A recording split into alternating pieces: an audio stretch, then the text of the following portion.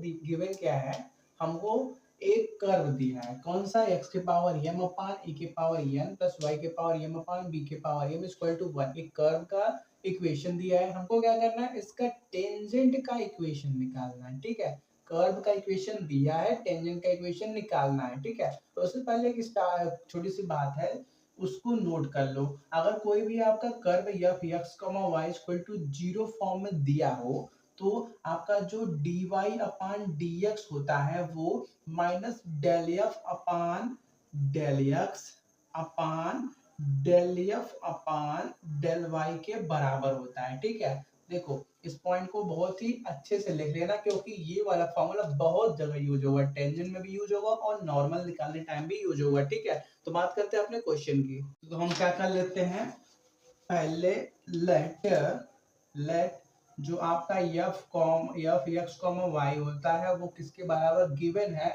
X के power m upon a के power m plus y के पावर यम अपान बी के power यम।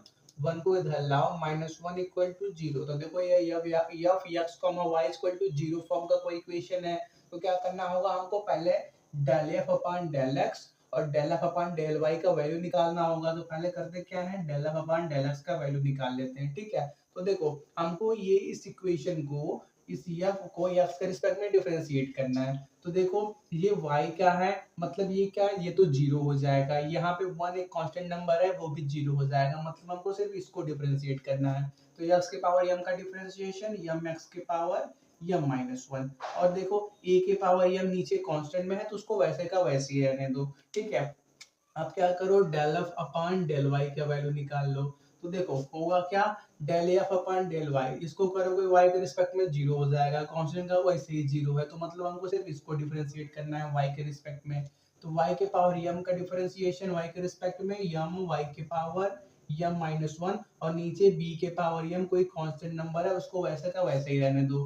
ठीक है, तो देखो हमने क्या देखा है कि जो dy अपान dx का वैल्यू होता है वो minus del F upon del x upon del F upon del y के बराबर होता है। तो ठीक है, तो minus del F upon del x का वैल्यू कितना है, यम एक्स के power m minus one upon a के पावर यम, और क्या अपान में करना है हमको ये del F upon del y. यहाँ पे क्या कर दोगे, यम y के पावर m माइनस वन, नीचे दिख रहा है, हाँ, अपान में क्या b के पावर m। तो देखो ये b के पावर m कहाँ चला जाएगा, ऊपर चला जाएगा, b के पावर m आपका यहाँ पे आ जाएगा, और जो आपका ये वाला टर्म है वो यहाँ पे मल्टीप्लाई में हो जाएगा, m y के पावर m माइनस वन हो जाएगा। ठीक है, ये सब सिंपल सी मैथमेटिक्स है यार। ठीक है, चलो तो यहाँ पे हमारे पास किसकी वैल्यू आ गई, dy अपान dx, मतलब ये क्या आ गया, हमारे पास इसका वैल्यू आ गया। अब हम क्या करेंगे, जो हमारा ओरिजिनल इक्वेशन हमने लिखा हुआ था टेंजेंट का, उसको अप्लाई करते हैं, थोड़ा सा जगह बनाते हैं, नोट करो। तो देखो हमारे पास इक्वेशन ऑफ टेंजेंट क्या होता है, या y minus small y is equal to dy upon dx, साथ में क्या, capital x minus small x। ठीक है, तो देखो यहाँ पे ये यम और यम ये भी कैंसिल हो जाएंगे, इनको गेम से बाहर कर दो, तो हमारे पास dy बाई dx का वैल्यू सिर्फ इतना आया हुआ है। ठीक है, तो देखो y माइनस वाई, देखो यहाँ पे x और y वही दिया है तो वही हम यूज कर रहे हैं। अगर x और y की जगह कोई पॉइंट दिया होता, जैसे 1 2 3 4 कुछ दिया होता, तो यहाँ पे हम वो यूज करते। ठीक है, तो y minus y is equal to d y by d x, इसका वैल्यू कितना है, ये माइनस बी के पावर यम एक्स के power m minus one upon a के पावर यम y के पावर यम माइनस वन, ये हो गया d y by d x का वैल्यू। और क्या साथ में x माइनस स्मॉल x। ठीक है, थोड़ा नीचे का हम रफ कर देते हैं। ठीक है, तो देखो अब करते क्या है, इस y के पावर m माइनस वन को यहाँ ऊपर मल्टीप्लाई में करते हैं, और ये b के पावर m को यहाँ पे नीचे मल्टीप्लाई में लाते हैं। देखो ये करते हैं, y के पावर m माइनस वन अपान b के पावर m, इसको अलग कर लेते हैं। ठीक है, और साथ में क्या है हमारे पास, capital Y minus small y is equal to, यहाँ पे क्या बचेगा, माइनस x के power m minus one upon e के पावर m बचेगा, और क्या साथ में capital X minus small X. ठीक है, अब करते क्या है, सिंपली सिर्फ मल्टीप्लाई करते हैं। तो यहाँ पे देखो क्या होगा, यहाँ पे पहले इस टर्म को हम कैपिटल Y के अंदर मल्टीप्लाई करेंगे तो क्या मिलेगा हमको, कैपिटल Y स्मॉल y के पावर m माइनस वन अपान b के पावर m मिलेगा। फिर क्या करेंगे, इस वाले टर्म को हम स्मॉल y के अंदर मल्टीप्लाई करेंगे तो ये यहाँ से y और यहाँ से क्या मिला हमको y के पावर m-1। देखो यहाँ पे बेस सेम है तो क्या होगा, पावर ऐड हो जाएगा। यहाँ पे y का पावर 1 है और यहाँ पे y का पावर m-1 है, तो इसको हटा के हम यहाँ पे +1 कर सकते हैं। तो -1 + 1 कैंसिल, मतलब क्या बचा हमारे पास, सिर्फ y का पावर m बचा। और नीचे क्या है, नीचे जो b का पावर m है उसको वैसे का वैसे रहने दो। ये इधर हो गया लेफ्ट हैंड साइड का। अब बात करते हैं राइट हैंड साइड की।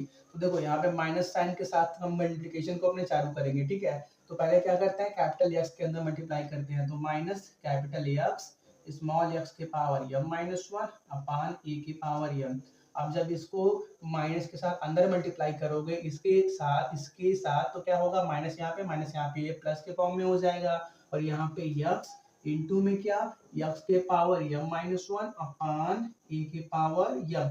यहाँ भी देखो x का पावर 1 है, x के पावर m-1 है, बेस सेम तो पावर ऐड, तो यहाँ पे +1 हो जाएगा, मतलब ये हट जाएगा, सिर्फ बचेगा क्या आपके पास, x के पावर m अपान a के पावर m बचेगा। ठीक है, तो करते क्या है, इस निगेटिव वाले साइन को इधर लाते हैं और इस नेगेटिव वाले को इधर लाते हैं। ठीक है, तो थोड़ा सा ऊपर का रफ कर दे, पहले चलो यहीं पे रफ कर देते हैं, जिससे होगा क्या, हमको कुछ अच्छी सी टर्म मिल जाएंगी। ठीक है, तो देखो हमारे पास है क्या, तेरी यार, कैपिटल Y स्मॉल y के पावर m-1 अपान b के पावर m, और इसको हमने इधर ला दिया तो क्या बन गया, ये प्लस कैपिटल x के पावर m-1 अपान a के power m is equal to ये वाला टर्म x के पावर m अपान a के पावर m, और ये जो निगेटिव वाला था इसको उधर लाया तो प्लस में हो जाएगा y के पावर m अपान b के पावर m। ठीक है, तो देखो हम यहाँ से क्या बोल सकते हैं, सिंस जो हमारा ओरिजिनल कर्व का इक्वेशन क्वेश्चन में गिवन है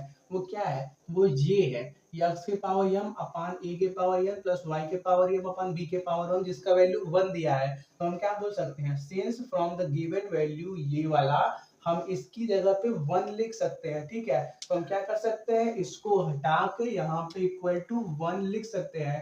तो ये अब जो आपको इक्वेशन मिला, यही हाँ है आपका equation of tangent at a point x, y of the curve. ये इस कर्व का इस पॉइंट पे ये टेंजेंट का इक्वेशन है। ठीक है, नोट करो।